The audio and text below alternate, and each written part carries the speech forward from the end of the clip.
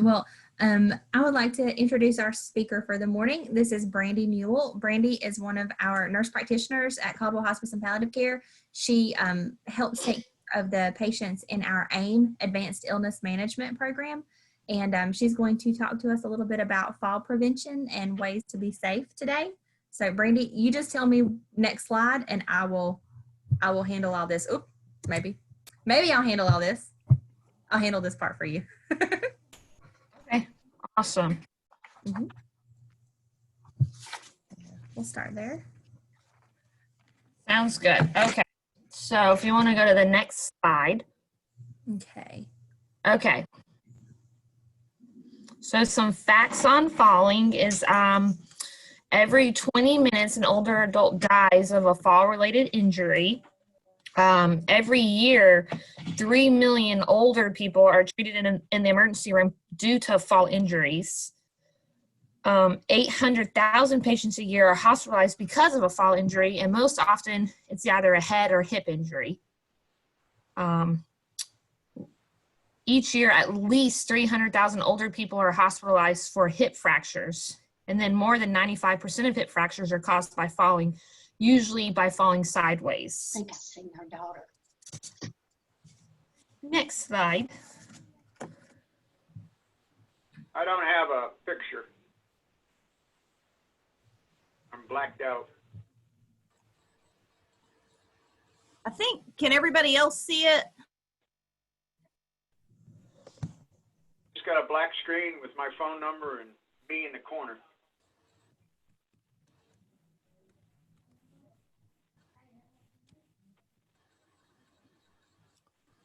It might be your video because I think everybody else can see. I'm not sure. You might want to click your view and make sure and see if you're looking at like the gallery view or the speaker view. That might help. Yeah, if I knew what those were.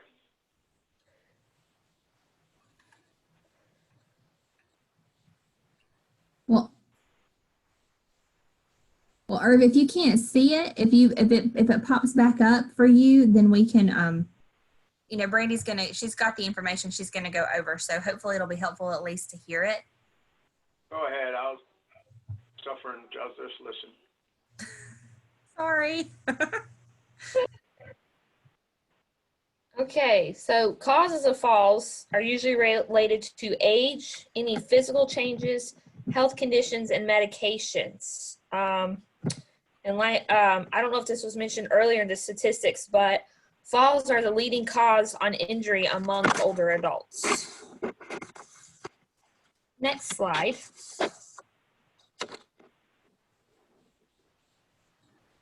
So what happens when you fall? Well, you can have broken bones like your wrist, arm, ankle, and hip. You can have head injuries, and then also with repeated falls, you can have a fear of falling again. Oftentimes, falls do not cause injuries, but it just takes one bad fall, and there we are with some sort of injury. The statistics show that 1 out of 5 falls causes serious injury. And injuries like broken bones or even a head injury can make it hard for a person to get around, do their everyday activities, or even live on their own. You know, broken bones, we know that can lead with wrist, arm, ankle, and hip, that limits mobility, how you do your activities, daily living, feeding yourself if it's like your wrist or your arm. With head injuries, this can be very dangerous, especially if someone's on a blood thinner like Eliquis or Coumadin. That can cause persistent bleeding, which would be dangerous. So anytime you fall and you do hit your head, it's important to go ahead and just get checked out immediately just to rule out any issues, because sometimes those symptoms don't come until later on, and then at that point it could potentially be too late, or you're in a much longer hospital stay trying to fix the problem. You know, when these people become afraid of falling, this kind of minimizes how they can do their everyday activities, which can then make living at home no longer safe because they no longer can care for themselves. The rule of thumb, especially with the older population is, you move it or you lose it. So these individuals who become afraid of falling, they can, move less often, which then further increases their risk for falling because now they're weaker than they were when they initially fell. So that's just some good things to remember. Next slide, please. So by the Mayo Clinic, there's about 6 steps that can help with fall prevention. So step 1 is having an appointment with your provider, just in general, and you want to make sure that they know what meds you're taking, if you have a history of falling, and if you have any health conditions that maybe could cause a fall. If you can go ahead and have all this information with your doctor, have a good relationship beforehand, that might help to minimize falls in the future. With prescription and over-the-counter meds and supplements, there's side effects to some of these that may increase your risk for falling. Sometimes the provider may consider weaning you off this med, especially those meds that increase sleepiness or affect your thinking. Some of these meds include like antidepressants or like sedatives, sleeping medications. If you had a fall, it's important that you explain to your provider the details of the fall, including when, where, and how you fell. It's also important for them to know about situations where maybe you almost fell, but you were able to catch yourself.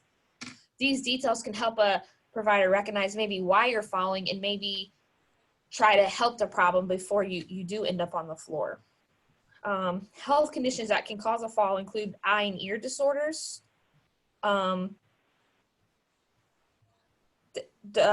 with ears, sometimes it's the dizziness, your equilibrium's off. If you can't see well, it's easier to trip. Comfort with walking can also increase your risk for falls. You can have dizziness, joint pain, shortness of breath, numbness in your feet and legs. So it's important your doctor also evaluates your muscle strength, balance, and your walking style. Next slide. So step 2 of fall prevention is just to keep moving. Like we said earlier, you move it or you lose it. So physical activity is key, and that I'm not talking about running a mile every day, but something simple like just walking around the neighborhood or in your house even. We tell patients a lot of times, hey, if you just get up every hour and walk to your bathroom and back, that's good physical activity. There's if you're able to get to a swimming pool at a gym like the Y or something, they have water aerobics, which is really good, and it puts less strain on your body, especially if you're someone who suffers with arthritis. And then there's also some exercises called Tai Chi, and those are gentle exercises that involve slow and graceful dance-like movements. So any of these activities can reduce the risk of falls by improving your strength, balance, coordination, and flexibility. If you are afraid of falling, if you have a history of falling and you're afraid, you can talk with your provider and they can either get you in an outpatient therapy program where they can kind of help build up your strength. And then if you're unable to get out of the home, there's also in-home PT and OT that can be ordered to also help with that. They can kind of specify like what your problems are in regards to walking and help you make a program that is aimed at improving your strength, your mobility, your balance, and your flexibility. Next slide. The third step of fall prevention is wearing sensible shoes. So, high heels, floppy slippers, and shoes with slick soles can make you slip, stumble, and fall. So it's better to wear properly fitting, sturdy shoes that have a non-skid sole. This also can be beneficial because it can also help improve with joint pain. These shoes are made to not put so much strain on certain joints in your legs. Next slide. The fourth step is removing home hazards. So you want to remove home hazards from the areas you visit most in your home. That's your living room, kitchen, bedroom, bathroom, hallways, and stairways. You want to remove boxes, newspapers, electrical cords, and phone cords from walkways. You want to move coffee tables, magazine racks, and plant stands from high traffic areas. You want to secure loose rugs with double-faced tape, tacks, or slip-resistant backing. You could also just remove the rug completely. You want to repair loose wooden floorboards and carpeting as soon as you're able. You want to store clothing, dishes, food, and other necessities within easy reach. You want to immediately clean up anything that has been spilled, liquids, grease, and food, and using non-slip mats in the bathtub or the shower. Also, if able, using a bath seat while you're in the shower, which allows you to sit in case you become weak. Next slide. The fifth step is lighting up your living space. So you want to keep it brightly lit to avoid tripping on objects that are hard to see. You want to place night lights in your bedroom, bathroom, and hallway, especially if you have to get up in the middle of the night. You want to have a lamp within easy reach of your bed, so that way if you do have to get up in the middle of the night, you can go ahead and turn your lamp on, and you can get a clear visual of where you're going. You want to make clear paths to light switches that aren't near room entrances. And you want to consider trading traditional switches for glow in the dark or illuminated switches. Just makes it easier to find the switch. You want to turn on lights before going up or down the stairs. And you want to store flashlights in easy to find places in case of a power outage. Next slide. The sixth and final step of fall prevention is using an assistive device. Now, the older we get, we still want to maintain that independence. So sometimes it's hard to relent and use these assistive devices like a cane or a walker, but sometimes you could trip, and having that cane or walker can help prevent you from, having a fall. So those are big. If your doctor or the physical therapist recommends it, it's important to use that. It's important to use handrails for both sides of stairways. You want to use non-slip treads for bare wood steps, a raised toilet seat, or one at least that has armrests. You want to use grab bars for the shower or tub, and then a sturdy plastic seat for the shower or tub, plus a handheld shower nozzle for bathing while you're sitting down. Next slide. Questions, because that is the end of the presentation.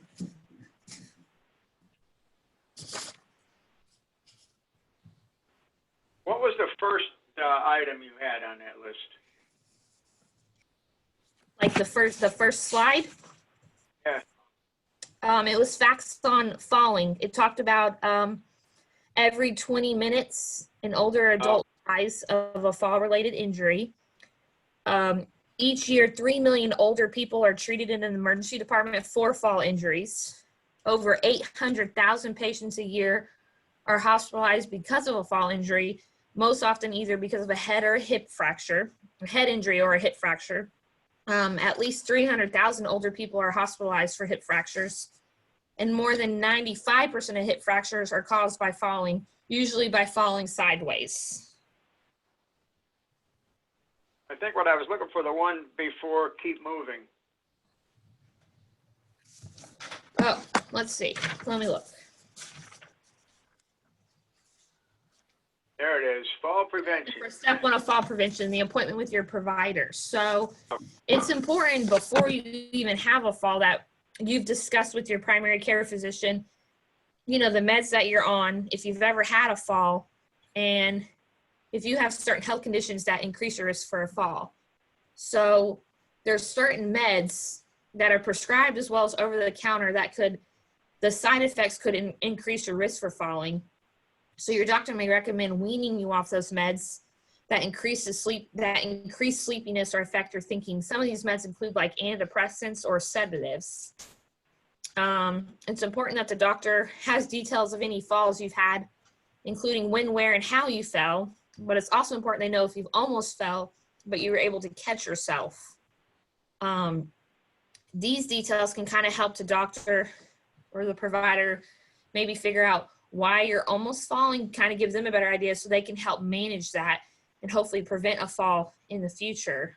And health conditions that cause a fall, eye and ear disorders can increase your risk of falling, but also comfort with walking can also increase your risk for falling. If you have dizziness, joint pain, shortness of breath, or numbness in your feet and legs, that can also play a role in your risk for falling. Thank you. That's actually something that Brandi and her colleagues do when they do palliative care visits, is to help do kind of an assessment of the home and identify, errant throw rugs or thresholds that somebody may trip over, and kind of help come up with a plan to make the home environment a little more safe for the patients that we serve. So that's one of the big value pieces of having a palliative care provider involved, is that somebody can actually come and see your home environment. So it's not just your doctor in their office depending on your description of what's going on in your home. You actually have a provider who's there who can help you assess that situation and do that for you. So I think it's easy sometimes to forget about things that are hazards because they've been a part of your home for so long. For 30 years, you've stepped over this, whatever it is, before you get to the first step of the 3 steps leading into your garage, or whatever, whatever the situation is. And sometimes it takes an outsider to look at it and say, you really should fix that or change it, instead of stepping over that every time. Yeah, definitely. I agree, Ingrid. We had to do that for my grandparents, actually. My grandfather has Parkinson's disease, and my grandmother had a fall and broke her ankle. So she's a little less steady on her feet than she was in the past. And so they've actually done some renovation of their home to get rid of some of their trip and fall hazards and some of their obstacles that they would have to get past. So it was really helpful for them. It's made their home environment a lot just easier and more efficient for them. So. Mm-hmm. Can I ask a question? Yes. Yes. Is there any, hi, B. Newell, this is for you. I can't see your first name. So anyway, this is Mary, and I'm wondering if there's evidence out there. I remember reading something a long time ago that you fall because your hip broke. Have you ever heard of that? You mean that they already have a hip fracture and then they've fallen because of the weakness from the hip fracture? Yeah, it broke immediately before you fell. Yeah, I mean, there are people, especially older women, they go through menopause and their bones become weakened. They start losing some of that bone density, that bone mass. And so something as simple as bumping into something can break a bone. And so that definitely can happen if your bone is just so weak, you're not on anything to strengthen those bones. You could definitely suffer a hip fracture and then fall because suddenly your hip's broken. That definitely can happen. Yes, ma'am. Okay, that's what I was thinking. Thank you. You're welcome.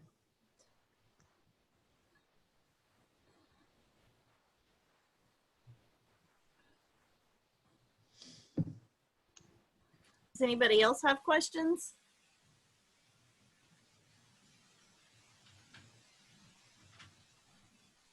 It's a quiet group this morning.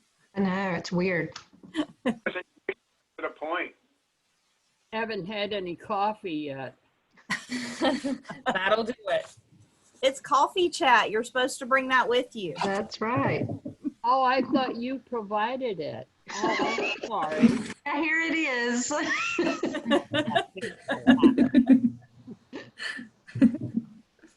Ingrid and I did not forget our coffee this morning. I've already had way too much. Is there too much coffee? Not during pandemics, I don't think so. Okay. My body tells me otherwise, though. Yeah. I have a very strict limit. This is like all the coffee I can have before my body starts doing very strange things. So I can't have too much. I thought of another good thing to have with you, especially for people who are really not prone to falls, but are pretty active, is something on your keychain that's a little flashlight, because when it's dark, any of us can fall. And it's just a really good idea to have a little flashlight with you for curbs and such. Great idea.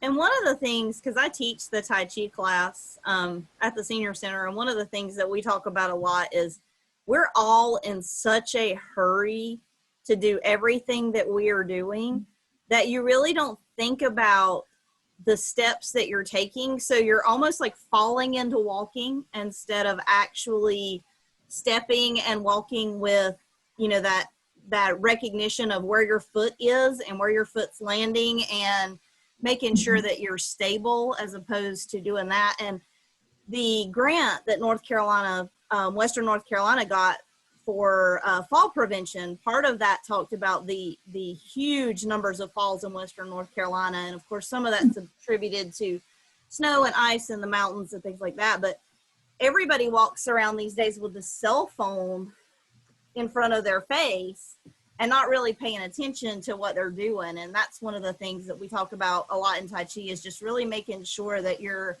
aware of your surroundings and paying attention to your steps and actually walking more with a purpose than kind of falling into it.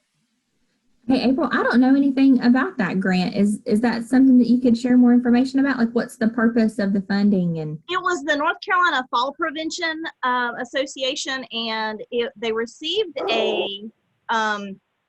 I believe it was a 3-year grant. We didn't actually get the grant, but I was able to be trained for the Tai Chi instructor through the grant, through part of the county. That was part of their purpose. It was associated with any county that touches a county served by Mission Hospital.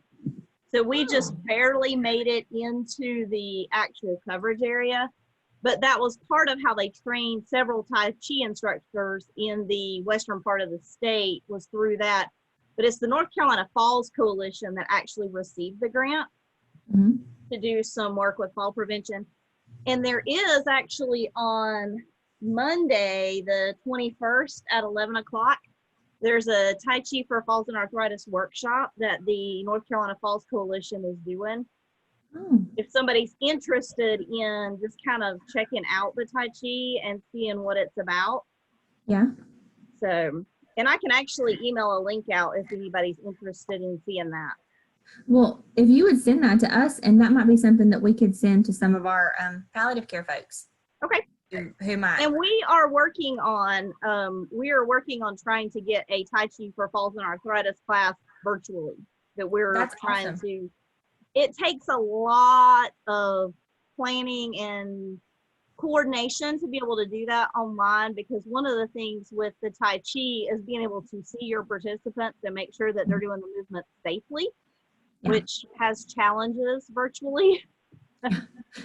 So we are working to try to figure out how to do one. And I'm actually working with an online Tai Chi class now out of Ohio. And then I'm doing the one on Monday to try to get some details put together so we can offer that virtually. Because that's one of the things, it's always been one of the most popular things we've done at the senior center since I've been there. Our classes are always full and usually have a waiting list. So we are going to try to get that to where we can offer that again too. That is awesome. Thank you for sharing. Does anybody else have questions for Brittney or Brandi?